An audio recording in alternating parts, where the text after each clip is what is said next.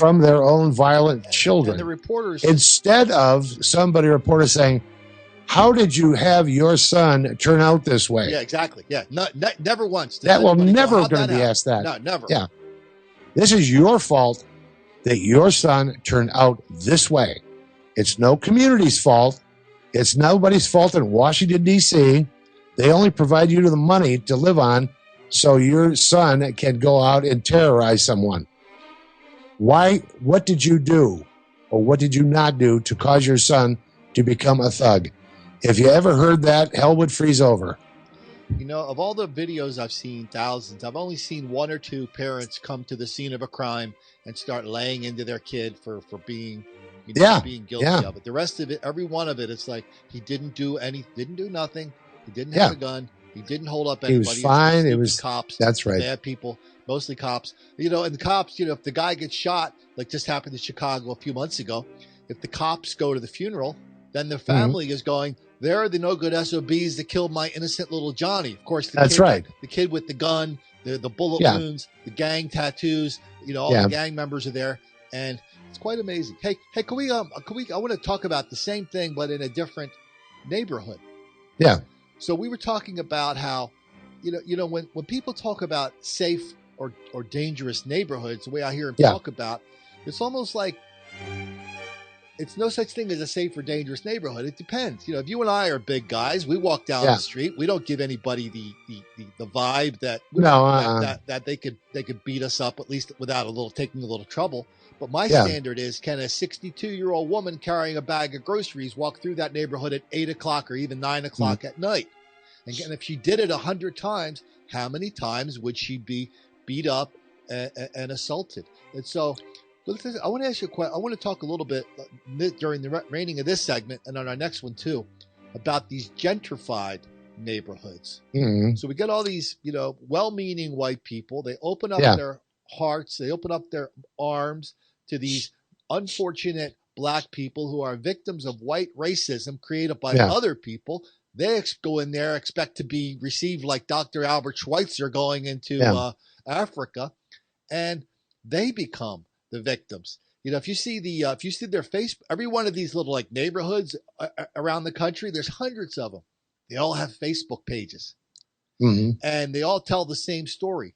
Their life is one constant struggle with crime, violence, trash. Absolutely. And worst thing of all, official indifference. The cops basically say, hey, you're just a stakeholder. You have to share this neighborhood with those people. Hey, hold on. You know what? We're coming up on a break. We're here with Marlin Newburn, the most important man in America as far as I'm concerned.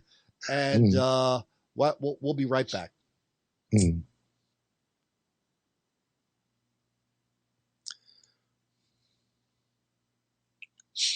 Okay, we're back with Marlin Newburn, psychologist, 30 years in the courts, in the prisons.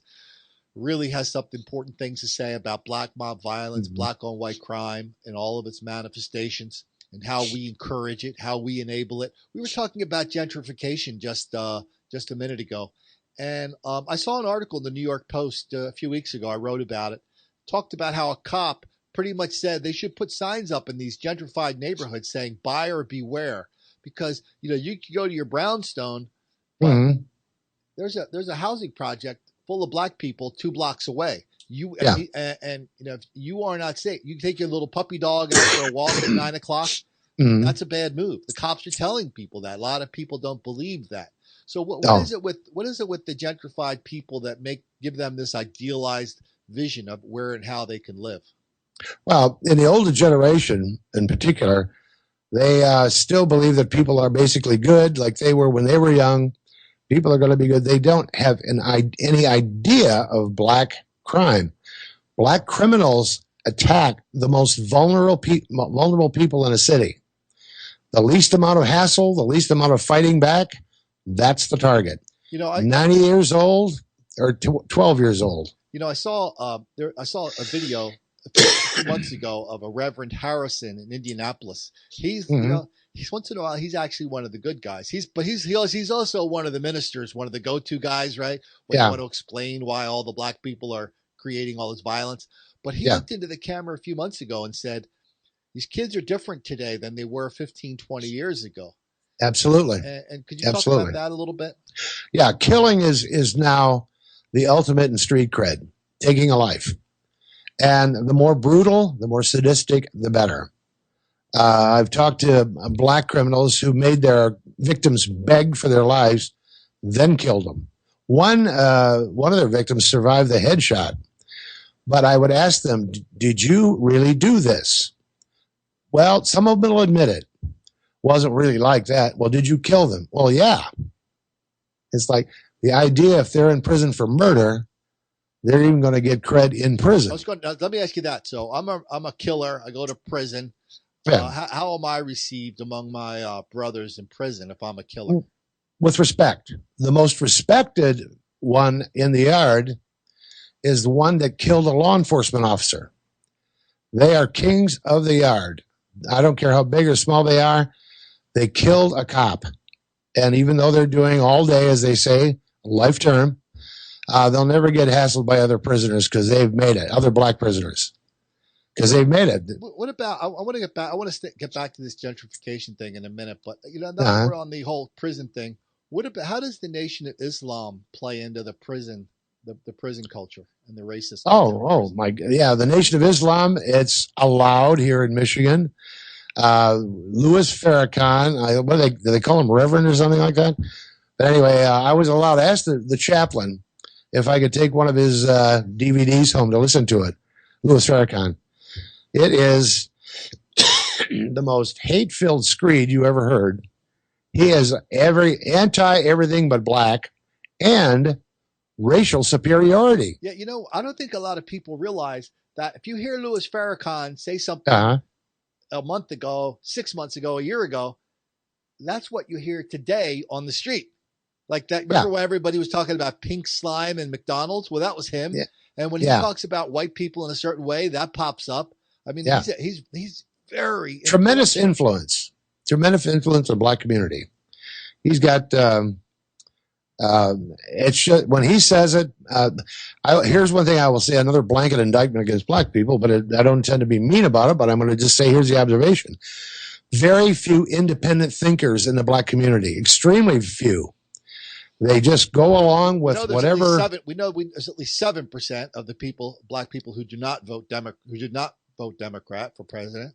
Yeah, those are the free thinkers. I mean, when they say, "How can you say that?" There are very few. They think as a group. Here's the thing. You and I. So we're making statements. Now I'm agreeing with you when you say that there aren't many free thinkers there.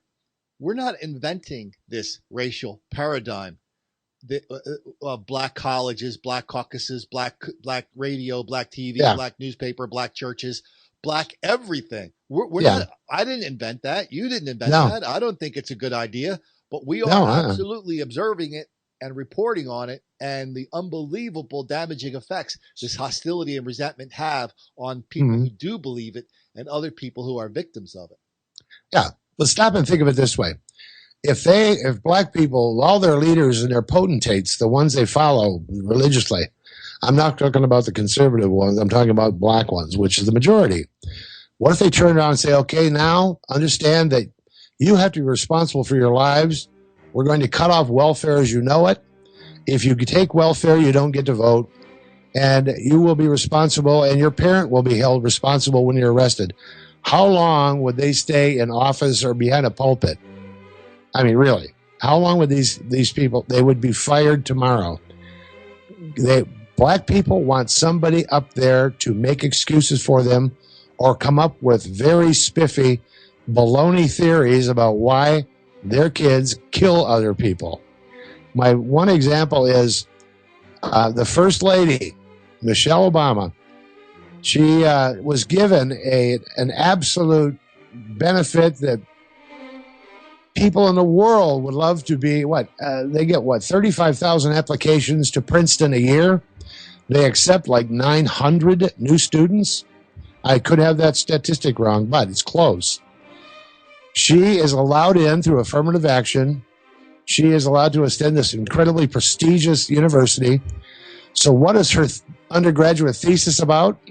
How she didn't feel welcome Christopher Hitchens. I tried to read that thesis. Christopher Yeah. Hitchens said that thesis is written in a language that most people have not learned to comprehend yet, which means it's simply, I read that thesis and I thought what immediately occurred to me was it was almost like as if, do you remember the press gangs in England? They used to pop somebody on the head. And where would you wake up? You'd wake up on an English ship of war. You'd be a sailor. I almost feel like somebody popped Michelle Obama on the head. Michelle threw her Robinson into this prestigious university. Threw her into Princeton, and she woke up and said, "Where the hell am I?" Listen, I want out. No, but she said no. Like she woke up in the captain's cabin. And if you read, I don't know if you ever tried to read that thing, but it's unbelievable how incomprehensible. But here's the thing: I don't blame. Listen, I actually don't blame people for saying and doing stupid things. But if you're a professor, if you're a teacher, if you're running Princeton, and you read that and you put your stamp of approval on it, I blame.